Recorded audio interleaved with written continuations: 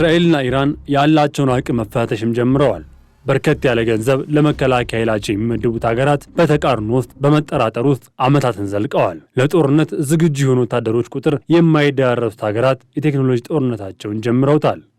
የኢራን ወታደራዊ ቁጥር እንደ አውሮፓውያን አቆጣጠር በ2025 615,000 ወታደሮች አሏት። ይህ ቁጥር ተጣባቂ ኃይሏን የማይጨምር ሲሆን እስራኤል በአንጻሩ 169,000 የሚሆኑ ወታደሮች እንዳሏት አልጀዚራ ዓለም አቀፉን የጥናት ማዕከል ዋቢ አድርጎ ዘግቧል። ከዚህ ቁጥር ውስጥ በኢራን በኩል 350,000 እግረኛ ጦር ሲኖራት እስራኤል በኩል 126,000 ናቸው። የባህር ኃይላቸው በእስራኤል በኩል 9,500 ሲሆን በኢራን በኩል 18,000 እንደሚደርሱም ተገልጿል። ተጣባቂ ኃይላቸው በተቃራኒው የእስራኤል ኃይል ሲበልጥ እስራኤል 465,000 ኃይል ሲኖራት የኢራን ደግሞ 350,000 መሆናቸውም ተነግሯል። ኢራን በተለየ ሁኔታ 190,000 የሚሆኑ ከዋናው የመከላከያ ሰራዊት ውጭ የሆኑ ሌሎች ለልዩ ግዳጅና ስራ የሚውሉ ወታደሮችም አሏት። በ2024 ከነበረው ጥናት ደግሞ የእስራኤል መከላከያ ኃይል በ2023 $27.5 ቢሊዮን መመደቡን ስቶክሆልም የተሰኘው የዓለም አቀፍ የጥናት ቡድን ዋቢ ማድረግ አልጀዚራ ባቀረበው ሪፖርት ተመላክቷል። 2022 ከነበረው በጀትም 24% ጭማሪ እንዳለውም ተዘግቧል። ኢራን በአንጻሩ $10.3 ቢሊዮን በ2023 መመደቧን አመላክቷል። ከ2022 አንጻር ሲታይ 0.6 በመቶም ማደጉ ተጠቁሟል። ይህ ቁጥር ጦርነት ላይ ባለችው እስራኤል በየጊዜው ለውጥ እያደረገ ይገኛል። የአየር ኃይላቸውን በተመለከተ ኢራን 315 ለውጊያ ዝግጁ የሆኑ የጦር ጀቶች አሏት። እስራኤል በአንጻሩ 345 ጀቶችም አሏት። የኢራን ልዩ ኃይል በአንጻሩ ሌሎች 23 ጀቶችና 5 ሄሊኮፕተሮች አሏቸው። ዋናው የኢራን ጦር 50 ተዋጊ ሄሊኮፕተሮች እንዳሏቸውም ተዘግቧል። እስራኤል 43 ሄሊኮፕተሮች ባለቤትም እንደሆነች ተጠቁመዋል። በባህር ኃይላቸው ደረጃ ኢራን የበላይነትን ስትወስድ 17 ሰርጓጅ መርከቦች በመያዝ ትበልጣለች። በእስራኤል በኩል 5 ሰርጓጅ መርከቦች ይዛለች። ቃኝ መርከቦችን በተመለከተ 68 መርከቦች ባለንብረትም ነች። እስራኤል የመካከለኛው ምስራቅ ቀጠና አውራዎች እንደሆኑ የሚነገርላቸው እነዚህ ሀገራት ወደ ለየለት ጦርነት ውስጥ እየገቡ ያሉ ይመስላል። ከ1700 በላይ ኪሎ ሜትሮችን በአየር ላይ ተጓዙ 200 የሚደርሱ የእስራኤል ተዋጊ ጀቶች ዛሬ አርብ ንጋት 100 የሚደርሱ በኢራን ኢላማዎችን መምታታቸውን ሰምተዋል። ኢራን ላይ አስደንጋጭ ጥቃት ከሰነዘሩ በኋላ የኢራን የጦር አመራሮች፣ የኒውክሌር ሳይንቲስቶች መገደላቸው የኢራን መገናኛ ብዙሃን በታላቅ ቁጭት ዘግበዋል። የኢራን ጦር አዛዥ ሜጀር ጄኔራል መሐመድ ባጋሪ እንዲሁም የአብዮት ዘብ አዛዡ ሜጀር ጄኔራል ሁሴን ሳላሚ ደግሞ በእስራኤል ጥቃት ሕይወታቸው ከተነጠቁ የኢራን ወታደራዊ ባለስልጣናት መካከል የሚጠቀሱ ሆነዋል። አጠቃላይ የህዝብ ቁጥር በ10 እጥፍ የምትበልጠው ኢራን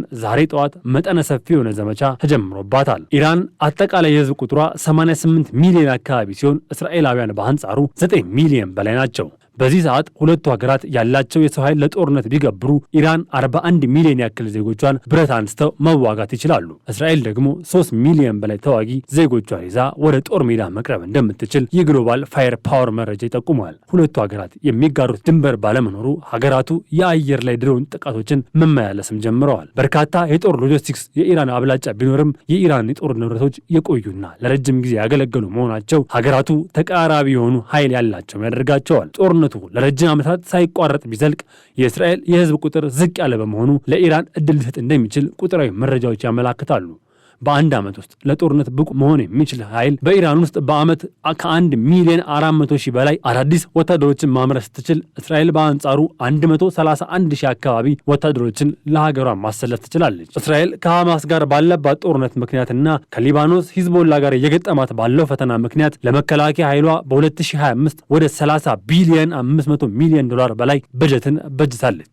መከላከያ ኃይሉ በጦርነቶች መስፋፋት ምክንያት ከተቀመጠለት በጀት በላይ ተጠቅሟል በሚል ክስ በእስራኤል ፓርላማ ክርክር አስነስቶ እንደነበር በጊዜው ሮይተርስ አስነብቦ ነበር። ሀገራቱ የመከላከያ ኃይላቸውን ማጠናከር ዋነኛ ስራቸው በመሆኑ ምክንያት በውጭ ባንኮች ጭምር ገንዘብ ያስቀምጣሉ። ኢራን 120 ቢሊዮን 600 ሚሊዮን አካባቢ የሚሆን ገንዘብ በውጭ ባንኮች ታስቀምጣለች።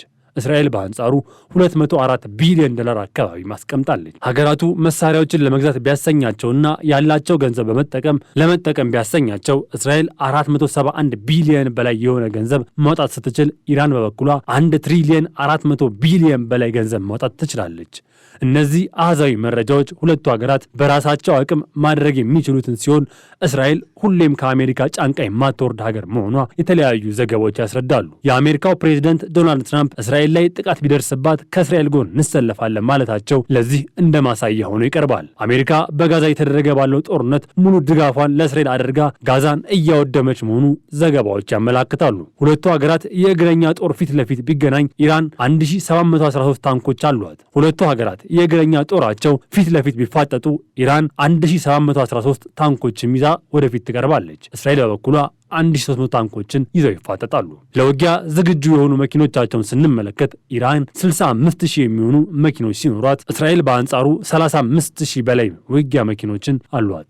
ትንሽየው ሀገር በርካታ ደጋፊና ጠንካራዎቹ ዜጎቿ ምክንያት ዓለም ላይ አሉ የሚባሉ ዘመናዊ ትጥቅን ይዛ ወደ አይቀሬው ወደ ሆነው ሲጠበቅ ወደ ነበረው ጦርነት ገብታለች። በምናያቸው ቁጥራዊ መረጃዎች እስራኤል በበርካታ ነገሮች ብትበለጥም ከእርሷ ጎን የሚቆሙት የዓለም ሀያላን ሀገሮች ናቸውና ለኢራን ቀላል አይሆንም። ባላቸው ሮኬት ብንመዝናቸው ደግሞ ኢራን 1500 በላይ ሮኬቶችም አሏት። እስራኤል በአንጻሩ 183 ሮኬቶች ይዛለች። የባህር አካባቢያቸውን የሚቃኙበት መርከብ ስንመለከት እስራኤል 46 ሲኖሯት ኢራን 21 መርከቦች አሏት። ይህ ሁሉ መሳሪያ ተሸክመው ከየት እንደሚነሱ የሚያሳስባቸው አይመስልም። በመሬት ስፋት ከፍ ያለ ቦታን የምትይዘው ኢራን 173 ማኮብኮቢያ ቦታም አሏት። ቴልአቪቭ በበኩሏ 37 መነሻ ቦታም አሏት። ለባህር ኃይላቸውም ቢሆን ቴህራን 18 መዳረሻ ሲኖሯት እስራኤል 5 የመርከብ መዳረሻም ገንብታለች። ሁለቱ ባላንጣ ሀገሮች የተፈጥሮ ጋዛቸውን ጭምር ልዩነትም አላቸው።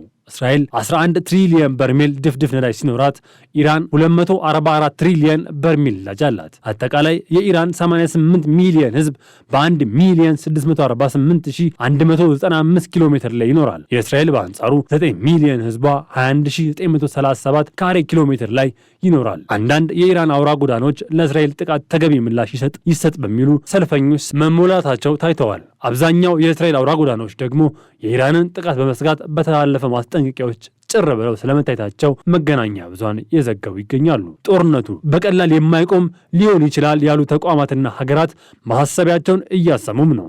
የተባበሩት መንግስታት ድርጅት፣ ቻይና፣ እንግሊዝና ሳውዲ አረቢያ ጦርነቱ በአስቸኳይ መቆም አለበት ሲሉ ካሳሰቡ ሀገራት መካከል የሚጠቀሱም ናቸው።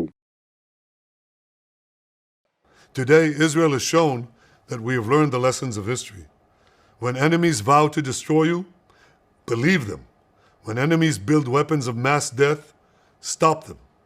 As the Bible teaches us, when someone comes to kill you, rise and act first. This is exactly what Israel has done today. We have risen like lions to defend ourselves.